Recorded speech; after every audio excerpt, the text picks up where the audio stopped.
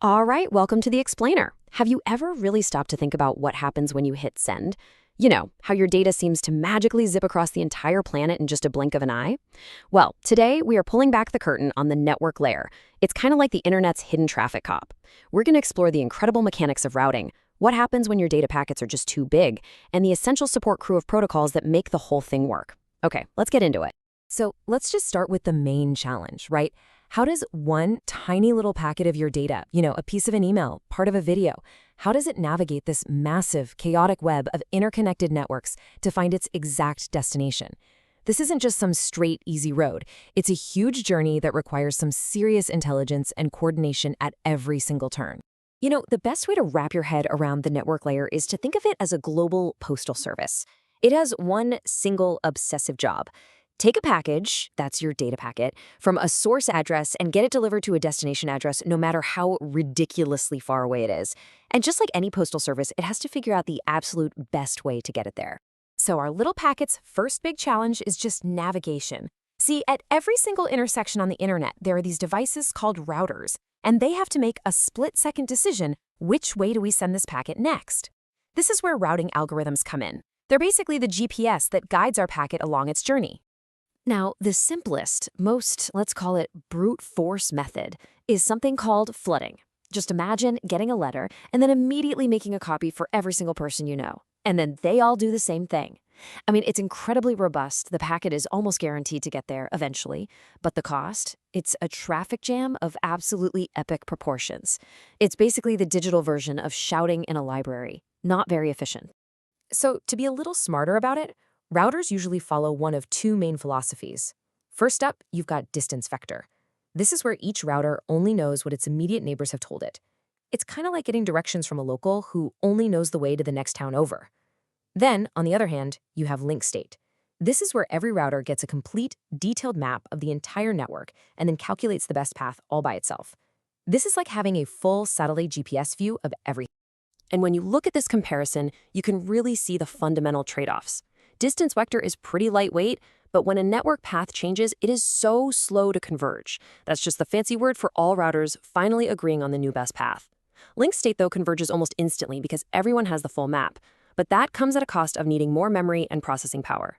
And this slow convergence in distance vector, well, it leads to a classic problem with some major real-world headaches. This quote just nails the count to infinity problem perfectly. If a connection gets better, that good news spreads like wildfire. Everyone knows about it instantly.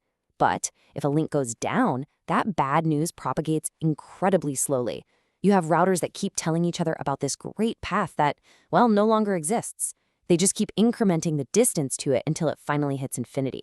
It's like a rumor mill of bad information that can cause all sorts of routing loops and black holes for your data that can last for minutes at a time. Okay, so our packet has its route figured out. But what happens when it shows up at the next network link and it's just too big to fit? It's like our package arriving at a post office that can only handle tiny little envelopes. Well, the network has a pretty clever solution for this, and it's called fragmentation. The key concept here is the MTU, or maximum transmission unit. You see, every single link in a network, it doesn't matter if it's Ethernet or Wi-Fi or something else, has a maximum packet size it can handle. It's like a height limit for a tunnel.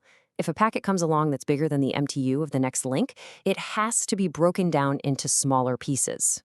Let's make this real for a second. We've got a 4020 byte packet, so that's 4,000 bytes of your actual data, plus a 20 byte IP header for the address, and it needs to cross a network that has an MTU of 1,500 bytes.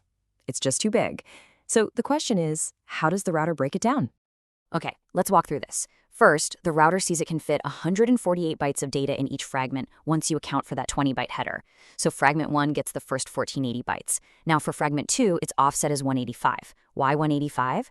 Well, this number is actually the total bytes from the start, 1480, divided by 8. It's a really clever way to save precious space in the IP header. This offset tells the receiver exactly where this piece fits into the original message. And finally, the third fragment gets the rest of the data, and its more fragments flag is set to 0, which is the signal that this is the last piece of the puzzle. And here's what we end up with: 3 totally independent packets that can now, believe it or not, even take different routes to get to the destination. But because they all share the exact same ID number and have these precise offset and flag instructions, the computer on the other end can reassemble them perfectly, no matter what order they happen to arrive in. It's a truly resilient system for handling the incredibly diverse infrastructure of the internet. Now, fragmentation solves the packet size problem, but the network layer also has another clever trick up its sleeve for a different problem: a massive shortage of addresses. This is called NAT, or Network Address Translation. It's the magic that lets your entire home with all of your different devices show up as a single public IP address on the internet. It was absolutely crucial for making the limited supply of IPv4 addresses last as long as they did.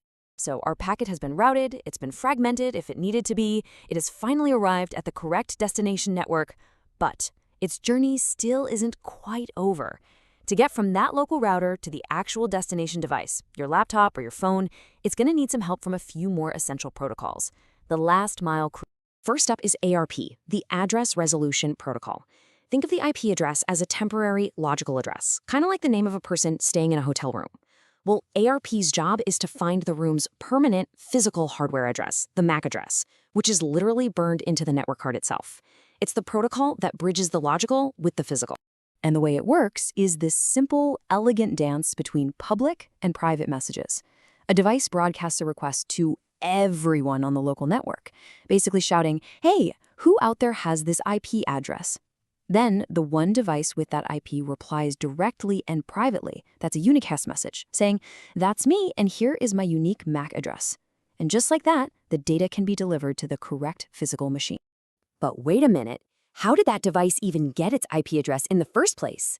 Well, that's where DHCP comes in. The Dynamic Host Configuration Protocol is like the super friendly concierge for a network. The moment your device connects, DHCP automatically assigns it an IP address, a subnet mask, a default gateway. It gives it everything it needs to start talking to the rest of the network. DHCP uses a quick 4-step process that people call DORA. Your device sends out a broadcast to discover a DHCP server.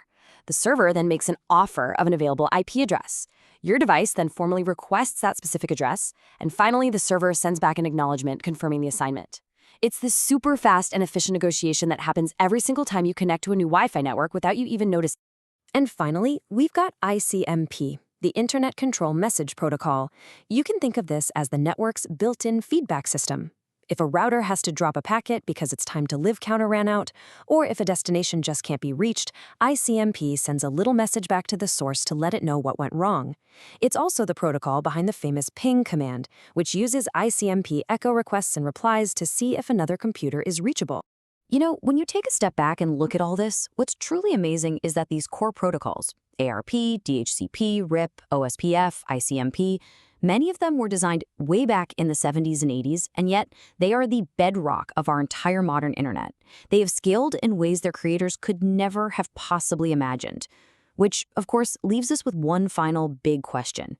As we move into this new era of trillions of connected devices and unprecedented network demands, what's it going to take for these foundational protocols to evolve and power the next era of our digital world?